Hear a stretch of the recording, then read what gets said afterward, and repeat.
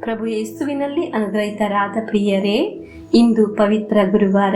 ಎಲ್ಲರಿಗೂ ಈ ದಿನದ ಪ್ರಾರ್ಥನೆಗಳು. ದೇವರ ಅನುಗ್ರಹ ಕೃಪೆಯು ಉಂಟಾಗಲಿ ಎಂದು ಹಾರೈಸುತ್ತೇನೆ. ಒಳ್ಳೆಯ ಒಂದು ಪ್ರಭುವಿನ ಕೊನೆಯ ಭೋಜನದ ಸ್ಮರಣೆ ಆಚರಿಸಲು, ದೇವರ ಅನುಗ್ರಹ ಅನುಭವಿಸಲು ಭಾಗ್ಯ ಲಭಿಸಲಿ ಎಂದು ಪ್ರಾರ್ಥಿಸುತ್ತೇನೆ. ಯೇಸು ಸ್ವಾಮಿ ಶಿಷ್ಯರ ಪಾದಗಳನ್ನು ತೊಳೆದ ದಿನವಾಗಿದೆ. ರೊಟ್ಟಿಯನ್ನು ತೆಗೆದು ಆಶೀರ್ವದಿಸಿ ಮುರಿದು, ಇದು ನನ್ನ ಶರೀರ. ಪಾನಪಾತ್ರೆಯನ್ನು ತೆಗೆದು, ಇದು ನನ್ನ ರಕ್ತ ಎಂದು ಹೇಳಿ ಪವಿತ್ರ ಬಲಿಪೂಜೆಯನ್ನು ಸ್ಥಾಪಿಸಿದ ದಿನವಾಗಿದೆ. ಇದರಿಂದ ಇಂದು ಬಹಳ ಪ್ರಮುಖವಾದ ದಿನವಾಗಿದೆ ನಮಗೆ. ಪ್ರಿಯರೇ, ಯೇಸು ಸ್ವಾಮಿ ಶಿಷ್ಯರ ಪಾದಗಳನ್ನು ತೊಳೆದಿದ್ದು ಅದೊಂದು ದೀನತೆಯ ಗುರಿತಾಗಿದೆ. ಬೇರೆಯವರ ಕೈಯಲ್ಲಿ ಪಾದ ತೊಳೆಸುವ ಈ ಲೋಕದಲ್ಲಿ ಹೀಗೋ ಒಂದು ಗುರು ಶಿಷ್ಯರ ಪಾದಗಳನ್ನು ತೊಳೆಯುತ್ತಿದ್ದಾರೆ. ಪವಿತ್ರ ಗ್ರಂಥದಲ್ಲಿ ಒಂದು ವಾಕ್ಯವಿದೆ, ದೀನತೆ ಇರುವವರನ್ನು ದೇವರು ಉನ್ನತಕ್ಕೆ ಏರಿಸುತ್ತಾರೆ, ಅಹಂಕಾರಿಗಳನ್ನು ಸಿಂಹಾಸನದಿಂದ ಇಳಿಸುತ್ತಾರೆ. ಪ್ರಿಯರೇ, ದೀನತೆ ಉಳ್ಳವರಾಗಿರೋಣ. ಎಲ್ಲವೂ ಸಹ ದೇವರ ದಾನವಾಗಿದೆ.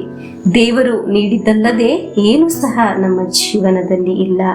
ದೀನತೆಯಿಂದ ಪ್ರಾರ್ಥಿಸುವ ದಿನವಾಗಿರಲಿ ಇಂದು. ದೇವರ ಸನ್ನಿಧಿಯಲ್ಲಿ ತಾಳ್ಮೆಯಿಂದ ದೀನತೆಯಲ್ಲಿ ಆಗಿರೋಣ. ನಮಗೆ ಈ ಪ್ರಭುವಿನ ಕೊನೆಯ ಭೋಜನದ ಸ್ಮರಣೆಯ ದಿನ ಒಬ್ಬೊಬ್ಬರು ಸಂತೋಷದಲ್ಲಿ, ಸಮಾಧಾನದಲ್ಲಿ, ಅನುಗ್ರಹದಲ್ಲಿ ಜೀವಿಸಲು ದೇವರು ಕೃಪೆ ನೀಡಲಿ.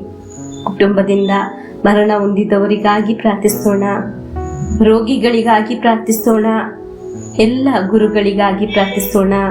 ಅನೇಕ ವಿಧದ ಸಮಸ್ಯೆಯಲ್ಲಿ ನೋವನ್ನು ಅನುಭವಿಸುವವರಿಗಾಗಿ ಪ್ರಾರ್ಥಿಸೋಣ.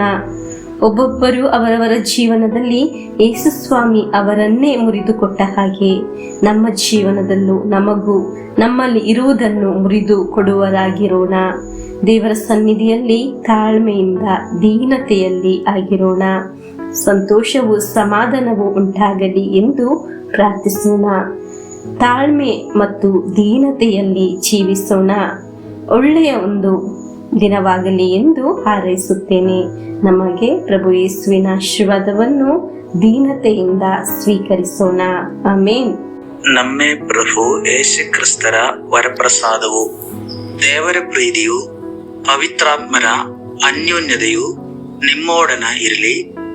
ರೋಗದಿಂದ, ಅಪಘಾತದಿಂದ, ವಂಚನೆಯಿಂದ, ನಿರಾಶೆಯಿಂದ ಸ್ವರ್ಗದ ದೇವರು ನಿಮ್ಮನ್ನು ಅದ್ಭುತವಾಗಿ ಸಂರಕ್ಷಿಸಲಿ.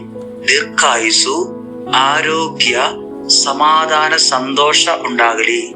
ಪಿತನ, ಸುತನ, ಪವಿತ್ರಾತ್ಮರ ನಾಮದಲ್ಲಿ ಆಮೇನ್.